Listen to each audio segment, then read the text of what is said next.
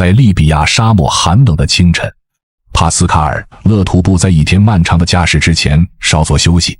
和部落里的所有人一样，他对这片沙海了如指掌，在他的职业中不可或缺。帕斯卡尔是一名运输司机，每周他都会带领来自非洲各地的非法移民前往地中海。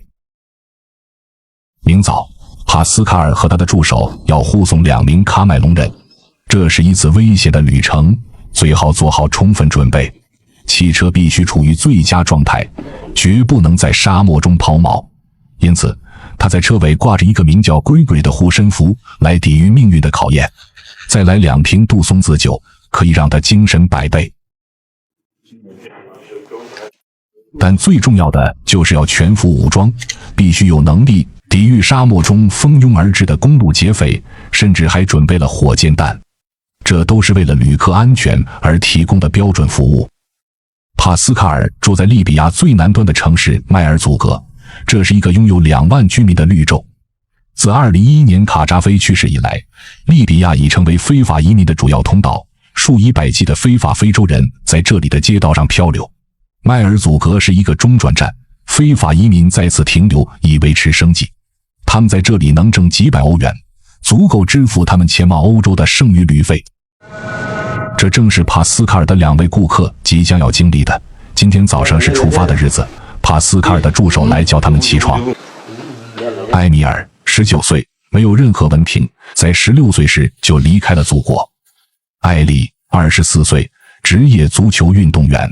他们都为了一个梦想冒着生命危险，不惜一切代价到达法国。他们的危险之旅始于3年前，当时2人离开家乡喀麦隆后前往乍得，并在那里相遇。他们花了3年时间缓慢前行，最终来到迈尔祖格，在这里当起了砌砖工，以支付余下的路费。在法国，埃利打算重拾他在家乡时作为一名伟大运动员的身份。埃米尔的愿望是进入演艺圈，这是他在这个世界上最喜欢的事情。高中毕业后，埃米尔在喀麦隆电视台实习，在法国演艺界取得成功已成为他的一个执念。每当谈起巴黎，他的眼中都闪烁着星光。在电视上所见的高楼大厦、香榭丽舍大街、自由自在的人们让他心驰神往，那里有工作，有他想要的一切。在迈尔祖格生活了2年之后，他们的所有就只剩下这一个手提箱了。从一开始，他们就像战士一样旅行，带着2-3件衣服就上路了。今天早上，他们面带微笑，但他们的梦想突然变得可怕起来。他们将面对长达2000公里的旅程，首先要穿越沙漠，然后是横渡地中海。他们只能乘坐简陋的船只。司机帕斯卡尔和助手以及2名非法移民就这样出发了。Un bon Dieu qui me laisse la paix, je rentre en bonne santé. C'est ça que je demande, un bon Dieu qui me laisse en bonne santé, que je rentre en bonne santé. Aïe, ton appareil faut descendre dès que nous parlons là-bas. 漫长的旅途一开始就很顺利，因为帕斯卡尔喝得有点醉了，他经常毫不留情地猛踩油门。尽管这样，2名喀麦隆人仍然充满信心。On est aussi triste d'avoir laissé le reste de nos compagnons quand on a eu le temps à passer ensemble. Il y a la fierté, mais c'est aussi mélangeant un peu tristesse. 怀着沉重的心情，助手为埃利录下了最后一条信息，要他转告在迈尔祖格的朋友们。Chaque fois que tu auras un problème, un événement malheureux, un événement heureux, tu peux compter sur nous. Nous sommes tes frères. Ce n'est que la mer qui nous sépare. Et j'espère que très très bientôt on va se revoir. 为了到达巴黎，这2位年轻的喀麦隆人将冒着极大的风险。像埃米尔和埃利一样，每年有近15万人试图非法越境，前往他们认为的欧洲天堂。为了到达那里，他们独自一人或与家人一起，不惜冒任何风险，甚至不惜失去生命。现在，跟随着镜头，见证这些移民1年来不可思议的旅程。我们与埃米尔和他的同伴们一起穿越沙漠，在船舱底部的临时小船上横渡地中海。在这个非人的条件下，偷渡者就像昔日的奴隶一样， Un enfer, un enfer. Plus que l'enfer. 与贾维德、卢克曼和他们的阿富汗朋友一起翻山越岭，穿越禁区，与冷酷无情的土匪擦肩而过，冒着严寒、饥饿和干渴，翻越一座座仿佛没有尽头的大山。就算经过千辛万苦，也并不是所有的人都能到达目的地。今天要讲述的就是他们的悲惨故事。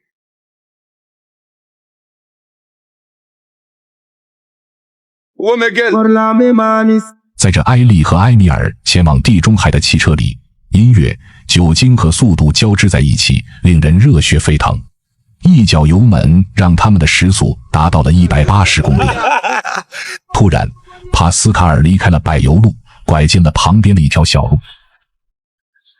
他追寻着只有沙漠人才知道的足迹，没有他，在这里将会必死无疑。此外，这门科学不仅名声在外，而且价格不菲。每运送一名乘客，他就能赚2700利比亚蒂纳尔，相当于利比亚人平均工资的5倍。对于埃利和埃米尔来说，这笔钱虽然数额巨大，但却可以确保永远不会遇到警察巡逻。他们在迈尔祖格的沙漠上穿越了8个小时，行驶了150公里，来到了一个名叫塞布哈的城市，这是他们旅程的第一站。在这里，他们将接上另一位前往欧洲的旅客，也是一位喀麦隆人，是他们的朋友。塞布哈标志着帕斯卡尔的任务结束，接下来就是另一伙人来安排了，但并非一切都会按计划进行。塞布哈尚未完全平定，这里曾发生过民兵之间的激烈战斗，本该来接他们的接头人还没到。埃利感到焦虑，这让他想起了他第一次前往利比亚的艰辛经历。当时等了将近1个半月都没有等到接头人。埃米尔有点沮丧，房屋拥有人安排他们暂居在他的车库里。此时和他们一起去欧洲的朋友约瑟夫刚刚乘坐出租车抵达。约瑟夫也是个砌砖工，他3年前搬到了塞布哈，今天他要尝试这次不可能的旅程。因为卡扎菲政府被推翻后，利比亚陷入长期分裂动荡状态。利比亚现仍处于过渡期，政局动荡，暴力事件频发。从早上开始就没人吃东西。离开前，司机帕斯卡尔的助手去买了些晚饭。他向偷渡者保证，明早他们就能顺利上路。尽管耽搁了时间，但一切都显得井井有条。晚上的温度骤降，气温已逼近0度。好在非法移民有暖气和几条毯子，但只过了几小时就停电了。他们不得不把自己裹得严严实实，度过了寒冷的夜晚。第二天早上，喀麦隆人一筹莫展，接头人仍然没有任何消息。埃利开始对他的路线产生严重怀疑，他觉得那个耳熟能详的接头人根本不存在。独自上路太危险了，他们别无选择，只能等待。但住宿可不是免费的，房主同意收留他们，但有一个条件，他要他们砌一堵墙，工资没得商量，每人给160利比亚蒂纳尔。埃米尔可不这么想，他不想要这份可怜的薪水，对他来说这是奴役。埃利反而会有更好的心态，他觉得这和他们经历的一切相比，只是一个小工作。埃利劝说着埃米尔，即使不想工作，也要假装一下。无奈之下，他开始了工作。此时此刻，埃米尔、埃利和约瑟夫的士气低落到了极点。如果没有接头人，他们不知该如何继续前行，未来的挑战是巨大的。在地球的另一边，阿富汗喀布尔迎来了新的一天。喀布尔居住着500万居民，大部分是被30多年战乱折磨得筋疲力尽、流离失所的农民。其中有2个表兄弟，白衣的贾维德和灰衣的鲁哈尼，他们也即将成为非法移民。像他们一样，每年有1万名阿富汗年轻人到欧洲碰运气。在亚洲，他们是移民巴黎或伦敦最多的人。作为富农之子，贾维德和罗哈尼本可以买得起去巴黎的机票，但对于阿富汗人来说，获得欧洲签证几乎是不可能的。他们唯一的选择就是非法逃离这个国家。今天上午，他们约见了偷渡团伙的头目，其他未来的非法移民也在场。与非洲不同，阿富汗组织者会像旅行社一样，安排好从出发到抵达的一切事宜。一旦收了钱，组织者就有义务将服务进行到底。但有2点除外：第一，被抢劫或绑架；第二，意外死亡或生病。贴心的服务就要配得上高额的价钱，原价7000美元，现团购价只需6500美元。考虑到喀布尔的平均工资不超过300元人民币，即使有这笔巨款，6500美元也是一笔不小的数目。大多数非法移民都是贷款或者借钱离开的。这对表兄弟很幸运，他们的家人会支付部分旅费。但这还不够，贾维德被迫卖掉了自己的车，通过互相的讨价还价，最终以4500美元成交。有了这笔买卖，2个表兄弟就可以支付组织所要的2000美元定金，其余的钱将在他们前往欧洲的途中由他们的家人支付，这也是避免被组织者敲竹杠。在离开喀布尔之前，他们最后的乐趣就是去理发。无论在什么情况下，阿富汗人都喜欢打扮得漂漂亮亮的。2人都是单身，除了家人，他们没有任何东西可以让他们留在喀布尔。他们希望永远不要再见到这座城市。第2天一早，前往巴黎的大迁徙开始了。正如组织者所承诺的那样，一切都安排得井井有条。包租了一辆舒适的小巴，车内有30名冒充游客的男子。旅程有了一个愉快的开始，但这一切都是假象。他们的冒险之旅即将变得复杂。他们将徒步、乘车和乘船旅行7000公里，途经巴基斯坦、伊朗、土耳其，最后到达希腊。3小时后，到达了与巴基斯坦接壤的地方，每个人都在等待检查。由于此片拍摄于美国还未从阿富汗全面撤军时期，所以当时这里是各种交通的中转站。巴基斯坦和阿富汗的特工部门，甚至中央情报局都聚集在这里，搜寻圣战分子和塔利班。贾维德和罗哈尼徒步穿越边界，这将是他们毫无压力的穿越的唯一边界。阿富汗人前往巴基斯坦当时并不需要护照。在3天时间里，这一小撮非法移民乘坐大巴行驶了近1000公里，到达拉合尔。这是攀登伊朗恐怖山区之前的最后一个阶段。无论组织的多么严密，这些非法旅行都不可能一次性完成，有时不得不在黑暗不舒适的牢笼中等待数天或数月。这一次情况并非如此，在拉合尔，巴基斯坦组织者把他们藏在了城里，在里面，社区内部开始组织起来，每个人都有非常具体的工作。他们很开心完成了第1阶段，但有一件事让他们害怕，那就是徒步穿越伊朗。法瓦德是一名卡车司机，他的问题从他的公司开始为美国人工作那天起就开始了。他被塔利班视为叛徒，决定逃往欧洲。法瓦德已经尝试过这次旅行，但失败了。他在伊朗被捕并被驱逐出境，所以只有他知道在山里等待他们的是什么。有组织的旅行还在继续，组织者给他们买了去伊朗边境的火车票。贾维德和法瓦德看起来更像是游客，而不是非法移民。其中一些人并不是在逃离塔利班，而是在逃离肆虐该国的仇杀。来自巴基斯坦的年轻人卢克曼在拉合尔加入了该组织，他的部分家人被杀，包括他自己的父亲。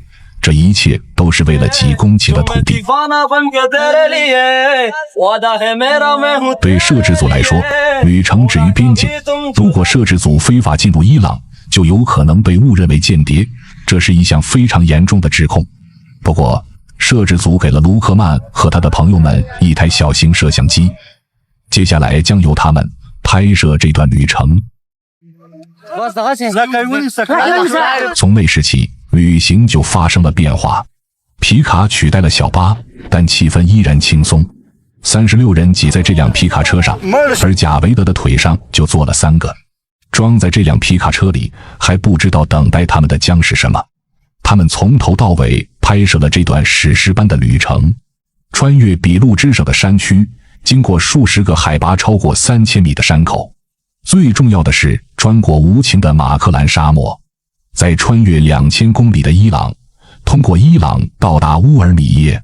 所有这一切都要小心翼翼地避开村庄和警察巡逻队。这里一共有160人，为了让旅程更有利可图，几个组织网络联合起来，让非法移民都汇集在一起，这样他们就可以分享食物和睡觉的地方，而且在旅途中不会那么的紧张害怕。第一次的攀登让他们很快了解接下来几天要付出的努力。贾维德看到了顶峰，他确信伊朗终于到了，就在山的另一边。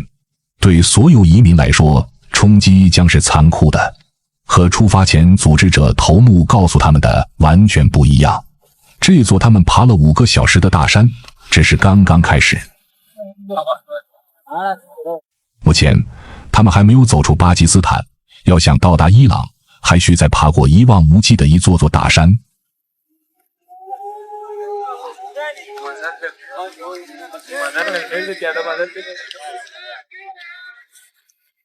又经过2天的艰难跋涉，他们终于抵达伊朗。除了这辆旧卡车上的号牌外，没有任何迹象表明这里是边境。卡车是来给这些粮食短缺的人们送补给的。阿富汗人放心了，但惊喜是苦涩的。与组织者的承诺相反，所有东西都要付钱，而且价格昂贵。160名非法移民别无选择。这次敲诈不会是他们旅途的最后一次。这群偷渡者经过阿巴斯港，这里非常靠近波斯湾，但他们永远看不到海。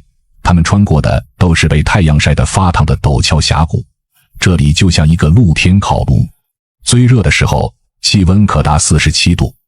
阿富汗人中最年轻的卢克曼开始后悔离开自己的国家，太阳仿佛要杀死他一般，难以忍受。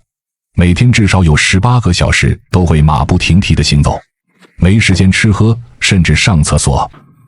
组织者的成员在最前方带路，他们不会让自己被拍下来，而是迈着军人的步伐前进。像贾维德和法瓦德这样的落后者会很麻烦，不小心脱离队伍会有生命危险，所以需要尽量待在队伍中间。贾维德、法瓦德和卢克曼已经到了无法回头的地步，他们迷失在荒无人烟的地方，没有退路。现在他们只能直视前方，朝着1500多公里外的土耳其边境前进。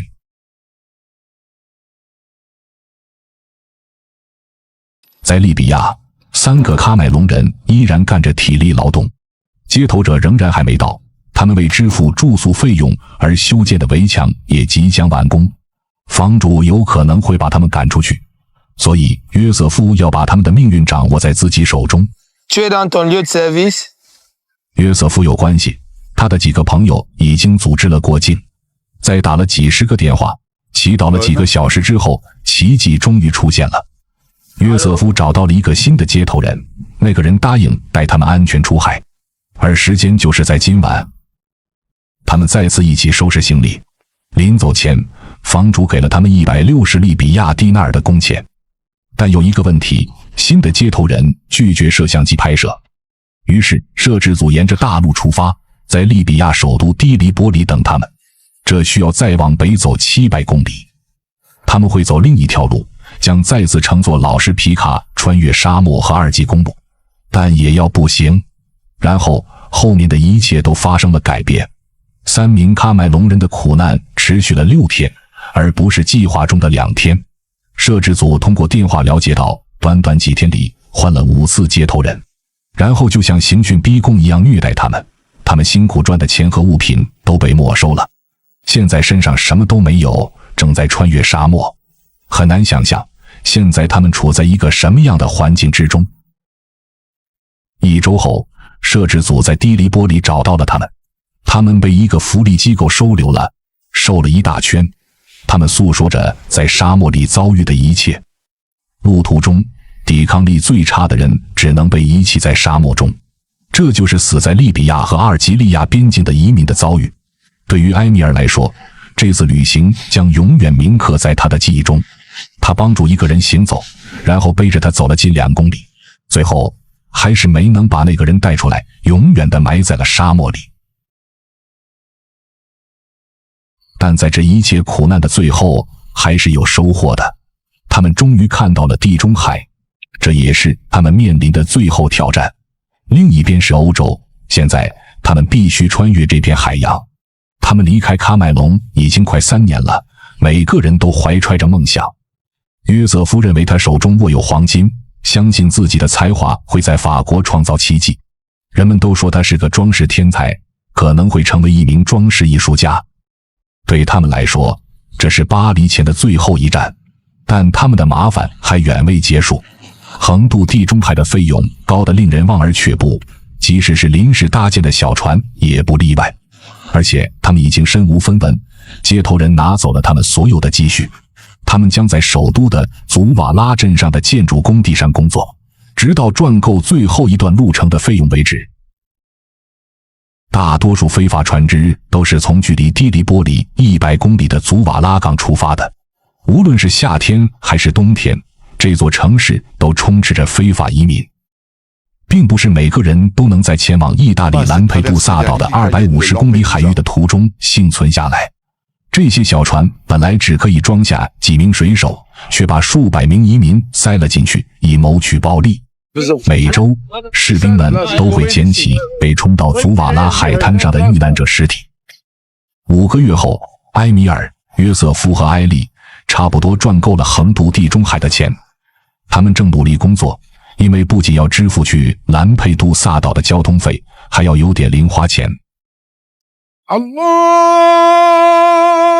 在祖瓦拉很容易找到偷渡者，几乎每个十字路口都有，而拉客的往往就是他们这些非法移民。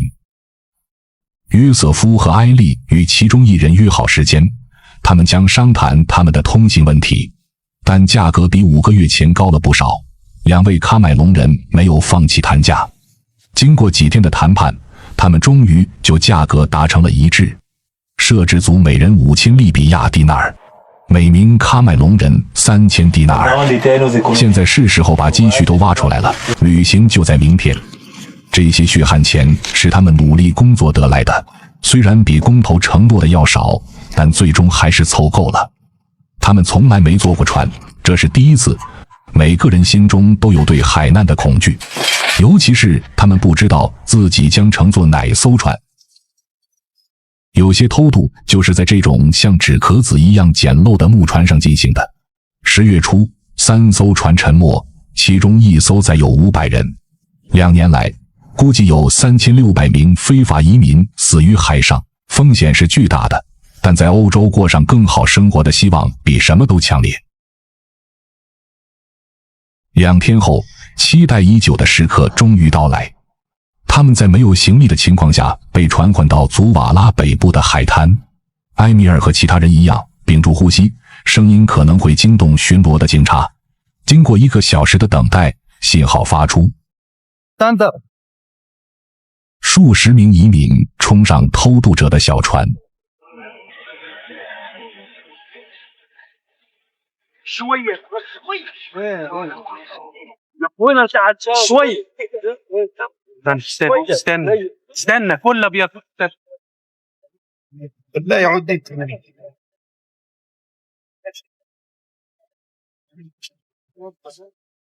几分钟后，船员催促他们登上一艘更大的船。移民们什么也看不见，也不知道有多少人，但有一点可以肯定，他们现在只能靠自己。在船上，这位孕妇已经感到不适，而她的旅程还没有开始。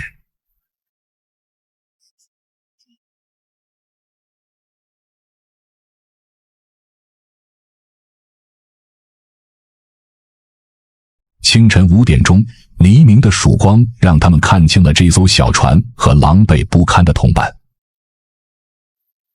这里总共260人，他们包括厄里特里亚人、索马里人和利比亚人。他们每个人都清楚地知道，如果发生海难，将会葬身大海。在船上，面对危险，宗教分歧逐渐消失，每个人都相信自己的神。约瑟夫在找埃利和埃米尔，他们在登船时走散了。他在找一条路过去，这样他就能在甲板下找到他的2个兄弟。但前舱根本进不去，人太多了，挤得水泄不通。尽管如此，最后还是设法从后舱门下去了。这是船上最糟糕的地方，大约100名非法移民挤在一起，一部分人已经晕船很久了，到处都有呕吐，气味刺鼻难闻，没有一丝新鲜空气，再加上闷热的环境，几乎令人窒息，还有震耳欲聋的发动机噪音，让人头疼不已。说这里是地狱也不为过，但他们别无选择。出发1小时后，船长组织了一顿丰盛的早餐，船员们分发水、面包和奶酪。甲板上每个人的脸上都洋溢着笑容，他们还不知道，这将是他们在穿越过程中唯一的一顿饭。船舱里这些被诅咒的人可没心思吃饭。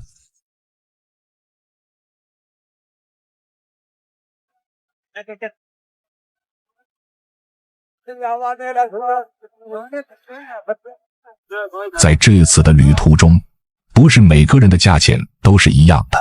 埃利和埃米尔付了3000迪纳尔，但其他人付的数目惊人。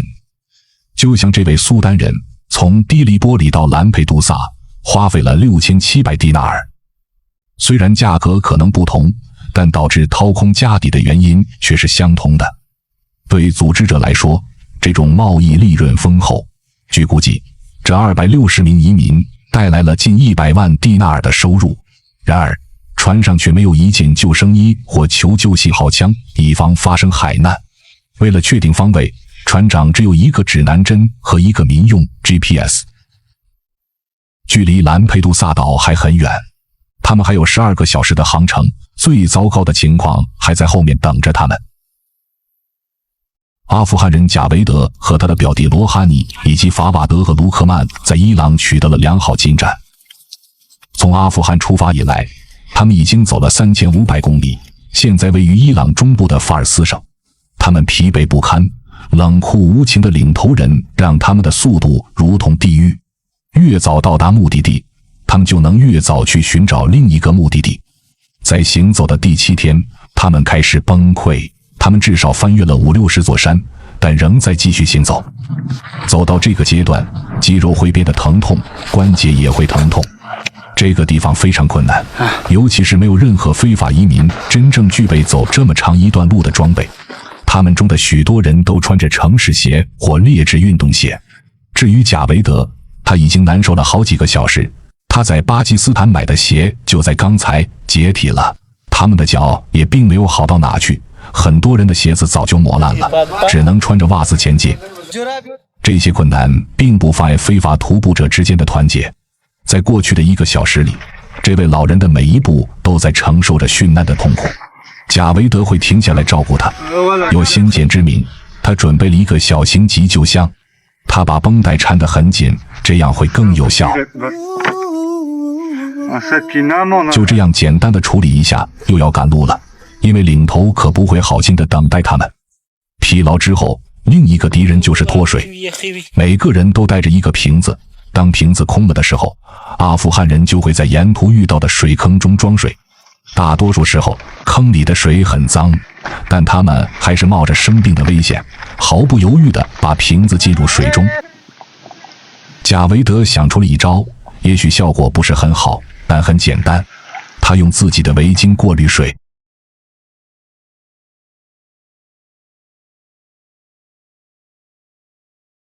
第10天行走时，这160名非法移民的队伍开始变得散漫，有些人落在后面，疲惫不堪，甚至追不上队伍。贾维德和他的战友们崩溃了，他们实在是太累了，不得不停下来休息。但还有些人被远远抛在最后面，其中就包括一个巴基斯坦人，他受了重伤。如果赶不上大部队，几乎没有生还的可能。从伊朗设拉子到土耳其边境还有1000公里。不过，这里还有一个惊喜，旅途中的某些部分将乘坐汽车，但基本都是短途，而且乘车机会也不多。在这里乘车30公里，在那里又乘车20公里，然后又继续赶路。自从到了伊朗，他们就一直在山上轮流宿营，组织者也越来越少提供他们承诺的食物了，粮食储备也几乎耗尽，甚至还有一些吃了会生病的发霉面包。而且藏身之处也不一定更舒适，外面很热，除了晚上睡觉，他们不允许进入房子里，只能待在院子里。这些藏身处有一个优点，有电可以给手机充电，这对他们来说非常奢侈了。奇怪的是，领队有时会偷懒，只是为他们指明方向，让他们自己走。当队伍迷失方向时，恐慌就会油然而生。那天，贾维德走投无路，打电话给组织，威胁着如果没人来接应，就会报警。得到的答复是20分钟后就派人来接应。这也多亏了伊朗的通信建设，才能让他打出这通电话。伊朗的电信非常发达，每座山都有信号。一过伊朗首都德黑兰，他们就挤进一辆老式标致汽车，直奔土耳其，有些甚至被锁在后备箱里。现在是5月中旬，他们1个月前离开阿富汗，现在已经到达库尔德斯坦山区，与土耳其隔山相望。摄制组在这个阶段与他们会合，继续之前的拍摄。这里的地貌与伊朗中部崎岖的山脉形成鲜明对比。这里是高山牧场，气候凉爽。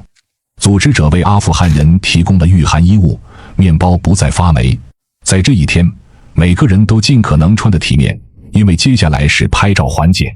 当地的组织成员已经用假名为他们准备好了土耳其的避难申请，现在要做的就是把照片贴上去。他们所有人现在都有一个新的名字，并且要牢记，如果有警察检查，这些证件将使他们能够顺利到达伊朗的伊斯坦布尔。他们计划在10天后过境，对面就是他们必须要越过的库尔德斯坦山脉，大山的后面就是通往欧洲的门户土耳其。但要到达那里，他们必须冒着严寒和大雪。260名非洲偷渡者已经行驶了3个小时，在船舱底部，埃米尔的忍受程度好像一道金线。埃利则设法逃离了这个地狱，来到了甲板上。约瑟夫为他让出了一个位置，让他坐在自己旁边。可能是在下面待得太久，现在他的心和胃还在嗡嗡作响。约瑟夫正在检查他的特别日记是否还在，因为他在上船之前把脚伸进了水里。这些是他在上面标注的电话号码，因为他有先见之明，利比亚人的接头人会拿走所有的手机和 SIM 卡，他早早的就把所有号码都写在了这双鞋垫上。在没到达意大利领海之前，每个人的心都是悬着的。只要过了领海，他们就有希望利用意大利的政策做跳板，直奔法国。船长就在30秒之前宣布利比亚时间结束了。这是一个好消息，只有极少数船只能越过领海。突然间，一切皆有可能。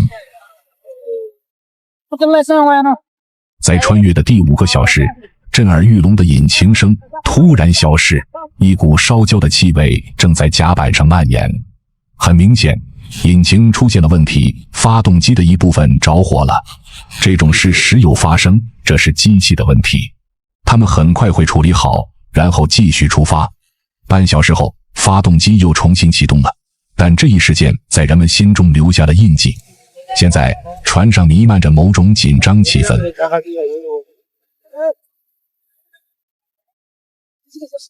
在航行的第12个小时，一架意大利民用安全直升机从头顶飞过，这是一个初步迹象，表明他们或许能够摆脱以前的悲惨生活。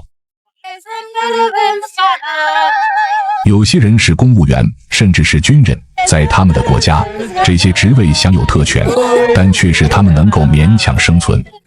在民防部门的提醒下，意大利海军进行了干预。船长很聪明，他立即松开船舵，混入人群中来保护自己。因为一旦被发现，就会被直接送进监狱，这样海军就找不到开船的人，而船长和这些难民们一起被救上岸，然后再利用关系回到自己的家。20分钟后，他们遇到了一艘意大利军舰。这艘军舰会派出快艇，把这些非法移民全部运送到意大利。当年，超过3200人在从利比亚乘船偷渡到意大利的途中遇难。联合国已经把这条海上路线称为全球最危险的偷渡路线。意大利士兵发放救生衣，以防偷渡者在匆忙中落水。移民的转运将持续数小时。3名喀麦隆人也在最后登了船。约瑟夫、埃利和埃米尔都很兴奋，他们征服了地中海。当他们最终登陆在兰佩杜萨岛时，距离他们离开利比亚已经过去了21个小时，但他们的巴黎之旅还远未结束，要到达意大利首都，他们必须逃离兰佩杜萨岛。20年来，这个靠近突尼斯和利比亚海岸的小岛一直是非洲移民的目标。在港口，秘密木船的坟场见证了大批偷渡者的到来。这3个喀麦隆人被收留在意大利政府专门修建的营地里，设计可容纳250人，但实际可容纳超过1000人。而在夏季，当海面平静时，大量移民涌入，使他们不得不露宿街头。从逻辑上讲，埃米尔、埃利和约瑟夫应该在这里至少待上1年，等待庇护申请的审查。如果申请被驳回，他们将被送回喀麦隆。但是，一个意想不到的事件将改变他们的命运。7月初，教皇方济各前往兰佩杜萨，为在海上丧生的移民举行弥撒。在他抵达之前，部分营地已被清空，以防止任何溢出。喀麦隆人和其他非法移民乘飞机撤离到西西里岛的卡塔尼亚，这里有另一个拘留营，曾是美国北约士兵的住宅区。这里也是人满为患，4000名移民争夺1500个名额。摄像机不受欢迎，要找到埃利、埃米尔和约瑟夫，除了晚上潜入，别无他法。喀麦隆社区负责人罗伯特介绍着这个小镇，这里有网吧、杂货店和风月场所。移民们虽然都住在一起，但国籍并不一致，他们之间甚至经常发生矛盾。意大利宪兵对此不闻不问，从来没有宪兵巡逻。每个街区都有一个社区，3个喀麦隆人就居住在这个房子里。屋内气氛友好，没有家具，但有很多饮料。约瑟夫、埃米尔和埃利非常沮丧，他们并不像大家那样热情，因为这里生活的并不好，3人套房却住着10多个人，非常的拥挤。房子可以是商店，也可以是酒吧，还是他们睡觉的房子。每天晚上，很多人不睡觉，到处走动，吵闹。约瑟夫很气愤，他本以为会受到不同的待遇，但这里一天只供应1顿饭。但相比这几个月的苦难，这些并不值得一提。当他们饿了，只有一个办法，去维罗妮卡妈妈商店。除了食物和饮料以外，最抢手的还是这些光碟，很多单身汉喜欢。维罗妮卡在邻村进货，因为每个人都有权利在白天离开营地，但也有义务在晚上回来。难民营的生活就会迫使这些妇女出卖身体。既然她不想，就得想办法争取时间活下去。做生意是他维持下去的希望。获得居留许可绝非易事，最好是来自战乱国家或受到迫害的国家，否则就会被开除，回到原点。但是考试委员会的人太多了，有时几个月甚至几年后才会有答复。喀麦隆人可不想等那么久，因为他们迫不及待地要去法国。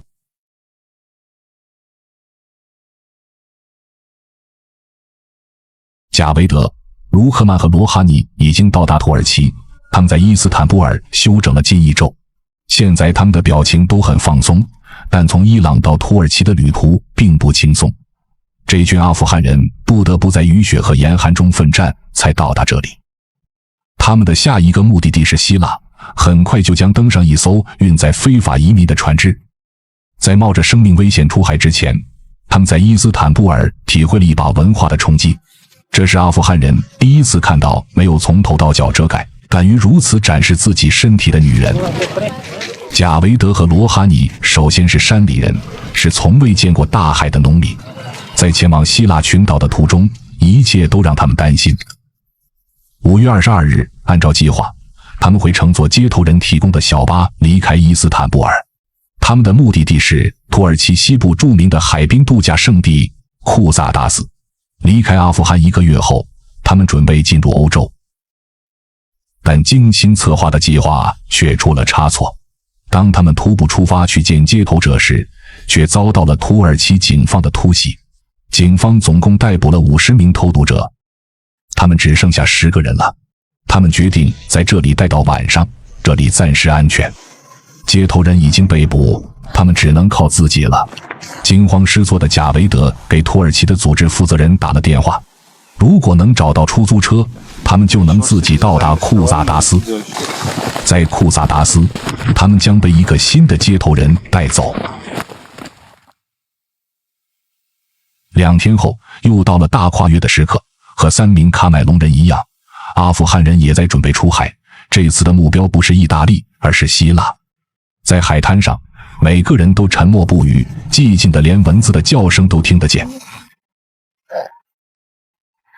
2个小时后，信号已发出，他们登上了一艘充气船，由一台15马力的简易发动机提供动力，驶向希腊的萨莫斯岛。1公里外就能看到岛上的灯光。船上的每个人都避免移动，小船太小，可能会翻船。由于重量太大，海水渗了进来，但贾维德并没有惊慌失措，他对大海的恐惧不再是问题。突然，他们发现自己被希腊海岸警卫队逮个正着。按理说，警察应该来帮助他们，但那天晚上，他们却变得残酷无情。海岸警卫队抢走了他们的发动机，将他们推回土耳其水域。漂流的他们现在只能任由恶浪摆布。没有发动机，船变得不稳定，在海浪的冲击下，小型充气艇随着水流漂移。35名偷渡者惊恐万分。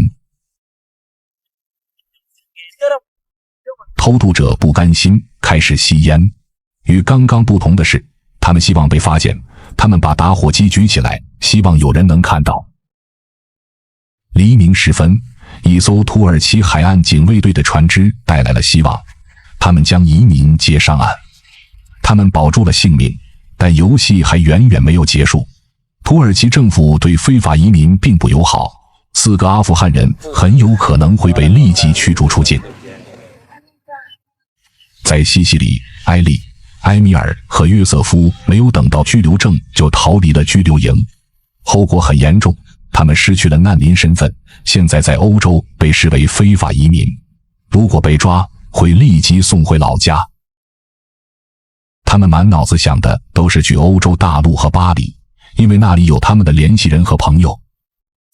唯一的问题是，他们的口袋里甚至没有喀麦隆护照，购买船票时必须出示该证件。这是一项安全措施，旨在防止非法移民离开该岛。但是，这个系统存在缺陷，公共汽车不需要任何证件，只需要支付车费就可以。这是他们去罗马的唯一途径了。这个选择带给他们一个巨大的惊喜。大巴登上了渡轮，没有人向他们索要证件。早些时候，他们还被告知没有护照不能乘船。突然，他们发现自己在船上的一辆巴士里，这是一件奇怪的事情。他们身上只有125欧元去罗马，这些钱是在营地里做点小生意筹来的，还有他们的家人寄来的几欧元。法国梦终于触手可及，巴黎和他们之间只有1500公里。在土耳其，阿富汗人欧洲之行戛然而止，在海上被捕后，他们被囚禁起来。3周后，贾维德和表弟罗哈尼被送回阿富汗。只有2人逃过了土耳其当局的追捕，卢克曼和货车司机法瓦德。在数次进入希腊的尝试失败后，组织者改变了路线，这将使他们的家庭多花费3500欧元。目的地西西里岛。2个阿富汗人藏在一艘旅游船上，他们从土耳其的伊斯坦布尔出发，到达西西里岛，再从西西里岛来到了罗马。来到罗马后，偷渡者的合同到此结束。卢克曼和法瓦德现在不得不自食其力。与喀麦隆人不同，他们从未被勒索过，他们还有一些积蓄，足够他们去巴黎了。他们买了2张去意大利与法国边界城市文蒂米利亚的火车票，然后再换乘一次，就可到达巴黎。这3个喀麦隆人2周前也在同一个车站，但他们身上1分钱也没有。摄制组已经跟踪他们近8个月了，与他们建立了感情。面对他们的困境，摄制组决定帮助他们，为他们支付火车票的费用。在码头上，埃米尔和他的2个朋友对如此现代化的生活感到惊讶，也更加的憧憬美好的生活。来自喀麦隆和阿富汗的非法移民都经历了同样的旅程，只是相隔了几个星期。从罗马到巴黎，他们乘坐同样的火车，欣赏同样的风景，睡在同样的车站。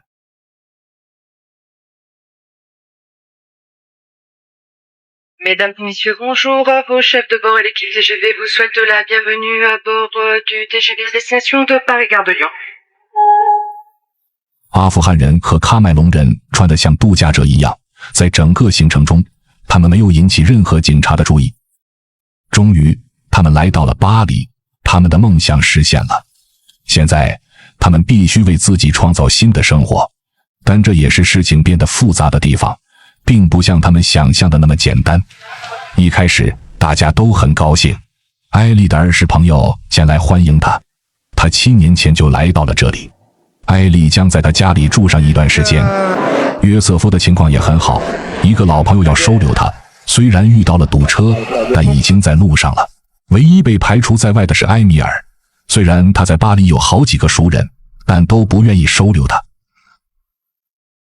艾丽的朋友试图找到解决办法，他正在给一个表亲打电话，让他给埃米尔找个地方睡觉。